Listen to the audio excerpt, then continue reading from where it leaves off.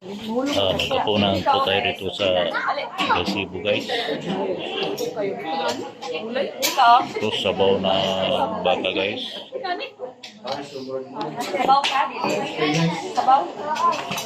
So may chicken at saka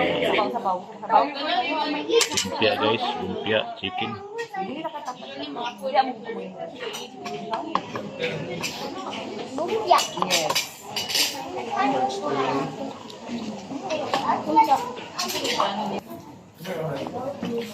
So ito yung hapunan natin guys. Sabaw,